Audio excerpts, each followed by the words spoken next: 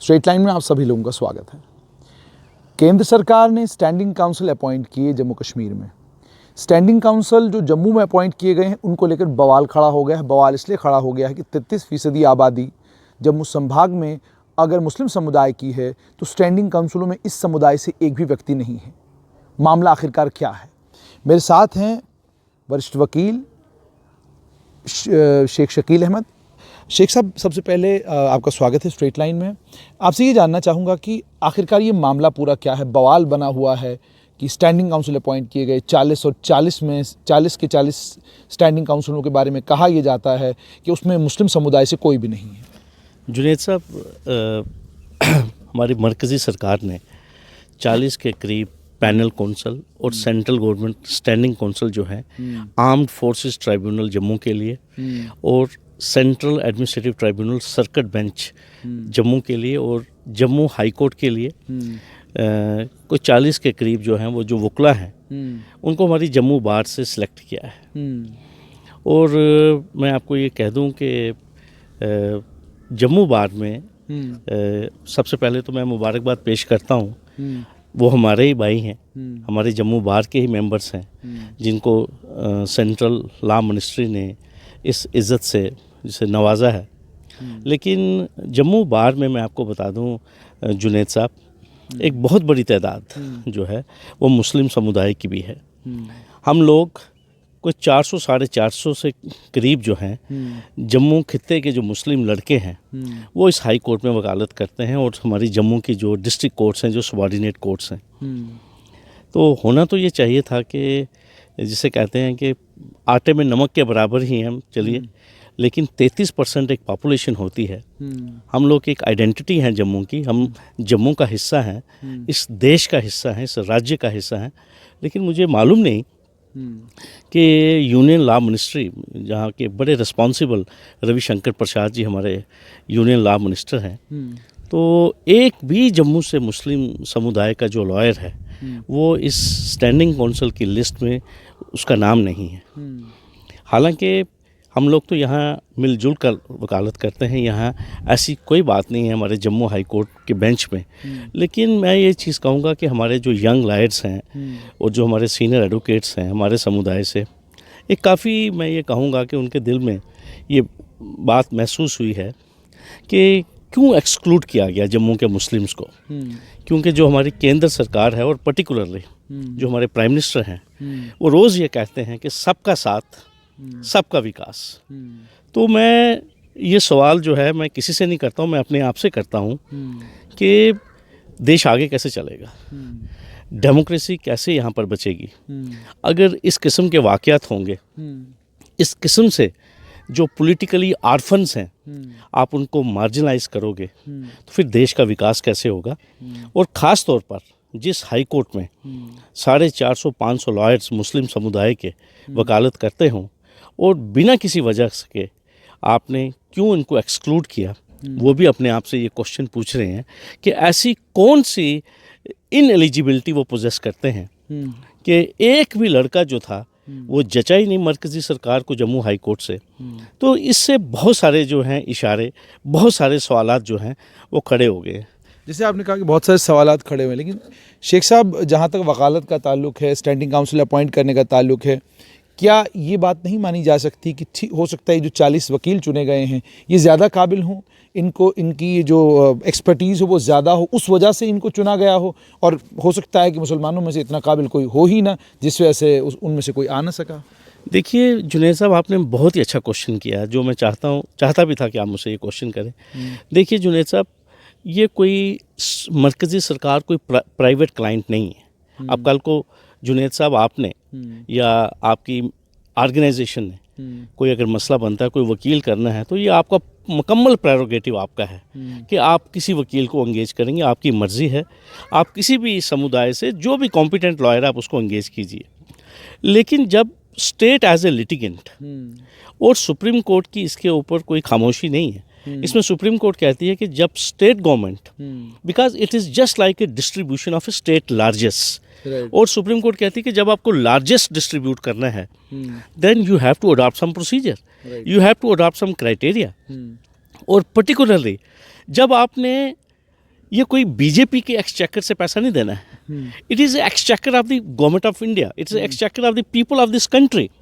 So then when you have to pay it from the exchequer, then you have to do it by framing certain guidelines, by framing certain criteria. Right. आप मुझे ये बताइए, कोई written test तो लिया नहीं रविशंकर प्रसाद जी ने.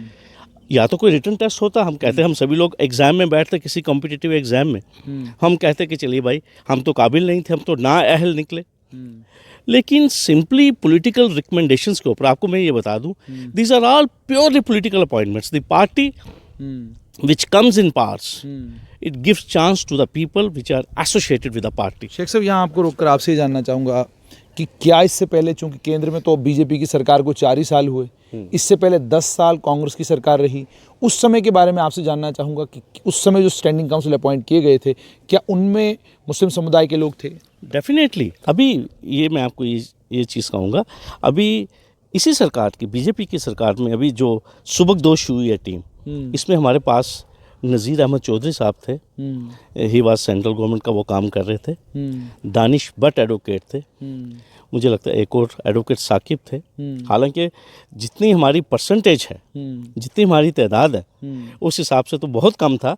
लेकिन मुझे समझ नहीं आती है कि यानी रिप्रेजेंटेशन थी. मगर मैं पूछ रहा हूँ, कांग्रेस के 10 साल में रिप्रेजेंटेशन आपकी बढ़ी घटी? क्योंकि अगर तखमीना लगाना हो तो 70 साल का तखमीना पूरा लगाया जाए, ये मालूम किया जाए कि वो पार्टियां जो सरकार में 70 साल से रहीं, उनको क्यों नहीं दिखे मुसलमान काबिल वकील. क्योंकि मैं अगर थोड़ा सा इतिहास में पीछे चला जाऊं, शेख शकील भी एक ज़माने में जवान थे, इससे पहले असलम गोनी साहब भी थे, और भी बहुत सारे वकील हैं जिनका अपना एक नाम और मकाम जम्मू के समाज में है.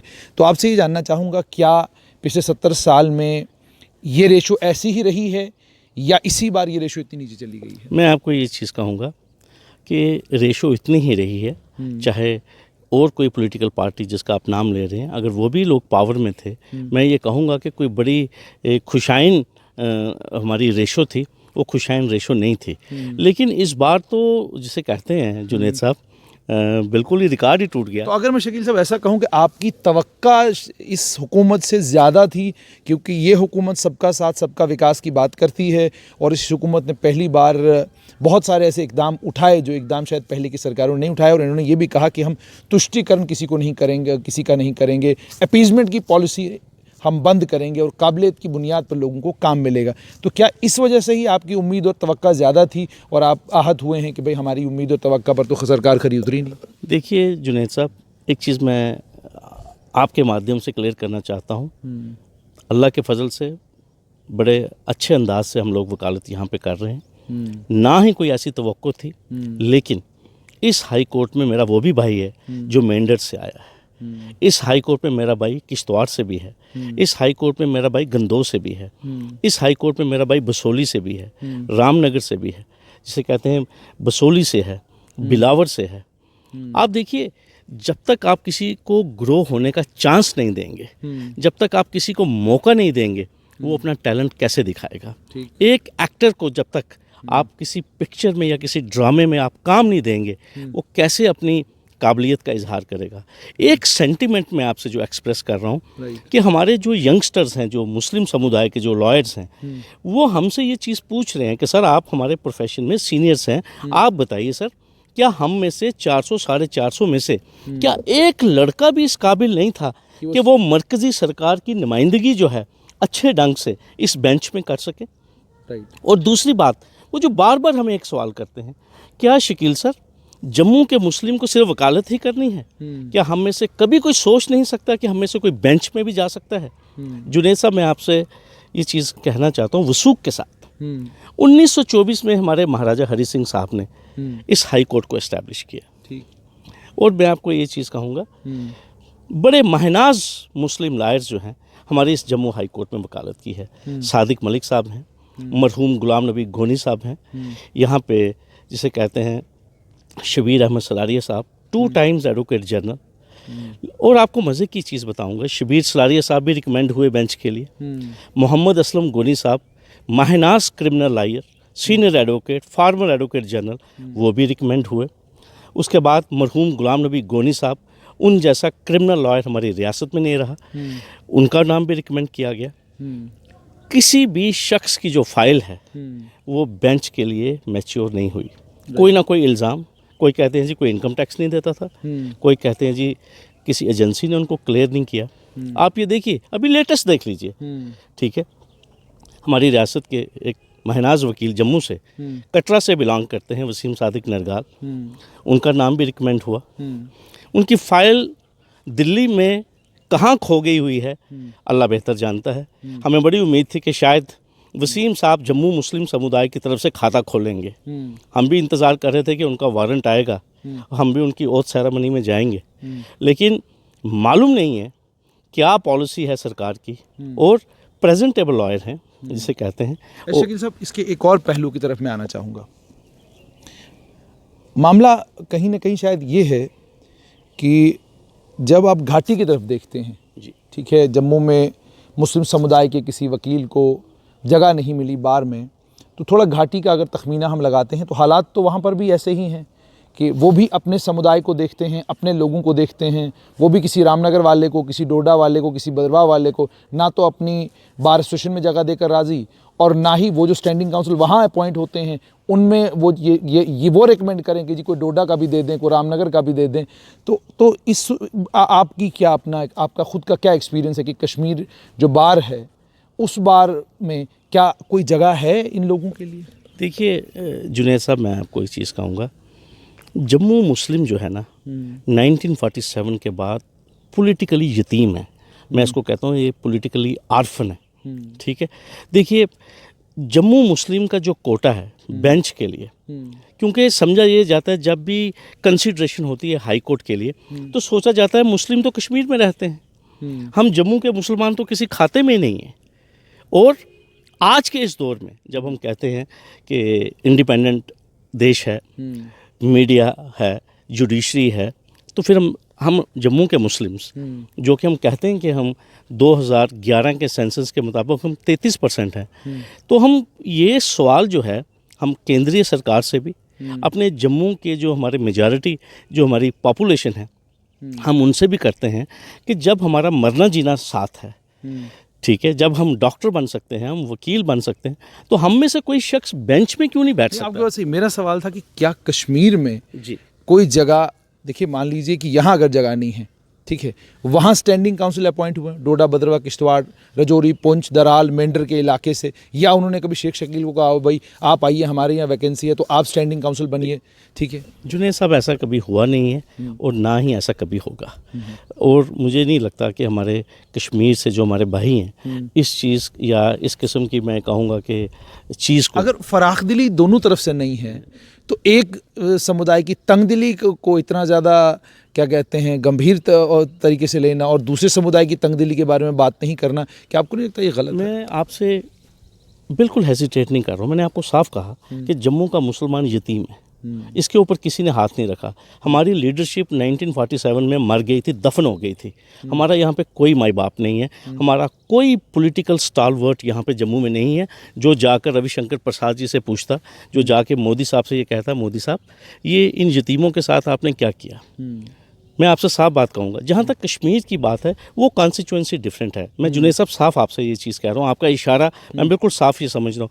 मेरे साथ जम्मू के हिंदू ने नाइंसाफ़ी नहीं की, मेरे साथ नाइंसाफ़ी मैं अब इस वक्त जो शिकायत कर रहा हूँ, मैं शिकायत कर रहा हूँ केंद्र सरकार से। मैं केंद्र सरकार से शिकायत कर रहा हूँ कि भाई मेरे हिस्से की दूब कहाँ है। मेरे से मेरे भाई जो हैं 400 भाई जो मेरे साथ जो यहाँ पे वकालत करते हैं वो ये चीज़ पूछ रहे हैं कि हमारे हिस्से की दूब मोदी जी कहाँ पे। तो शकील साहब बहुत बहुत शुक्रिया। तो साफ सवाल ये है कि मेरे हिस्से की धूप कहाँ पर है।